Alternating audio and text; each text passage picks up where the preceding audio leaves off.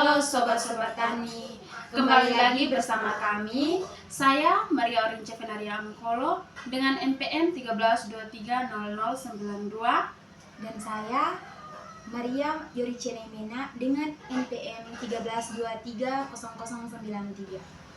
Nah, di sini kami sebagai penyuluh ingin mengajak teman-teman semua untuk menyaksikan keseruan kami cara pembuatan pakan fermentasi pada ternak babi. Yuk simak sampai habis. Selamat menyaksikan. Bahan dan alat yang kami gunakan di sini adalah Baik, di sini saya akan menjelaskan cara pembuatan pakan fermentasi pada ternak babi. Langkah pertama yang perlu dilakukan adalah iris tipis-tipis atau kecil-kecil batang pisang. Batang pisang bertujuan agar babi bisa konsumsi.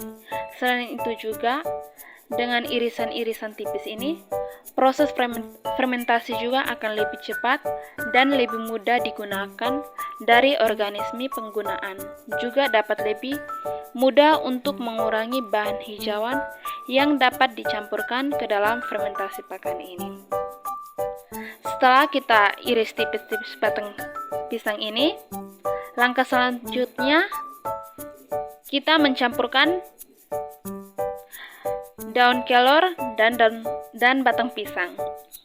Setelah mencampurkan batang pisang dan daun kelor dengan merata, langkah selanjutnya kita mengambil dedak padi. Ini menaburkan secara merata di atas hijauan segar yang sudah dicincang atau sudah diiris tipis-tipis ini. Tujuan dari dedak padi ini sebagai sumber karbohidrat dari ternak itu sendiri. Usahakan taburkan dedak padi ini bisa merata sehingga campuran hijauan segar dengan dedak padi nantinya bisa tercampur dengan merata.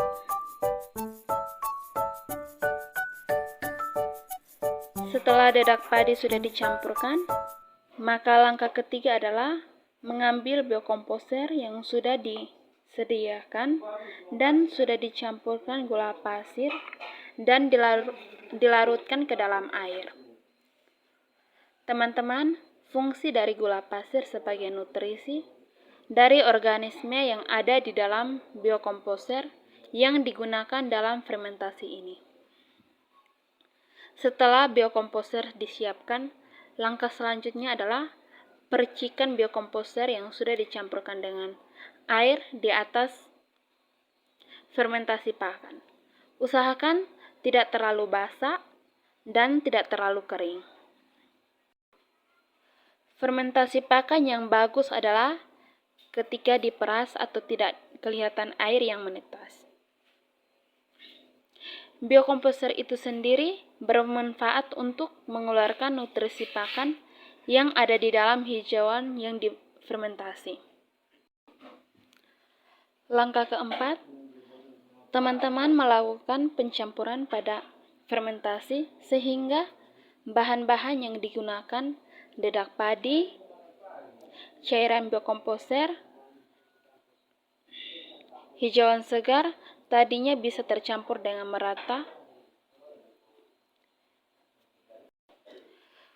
Tujuan dari fermentasi ini agar kita bisa mendapatkan pakan fermentasi yang berkualitas bagus, dan usahakan teman-teman ketika mencampur fermentasi bisa benar-benar terserap dari cairan biokomposer dan merata dengan bahan-bahan yang digunakan tadi.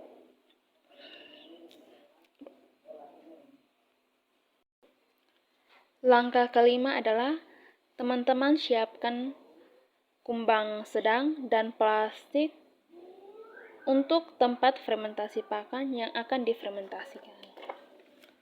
Langkah selanjutnya, teman-teman masukkan fermentasi ke dalam kumbang sedang atau alat lain yang bisa digunakan untuk menaruhkan fermentasi pakan agar udara tidak bisa masuk ke dalam fermentasi pakan tersebut.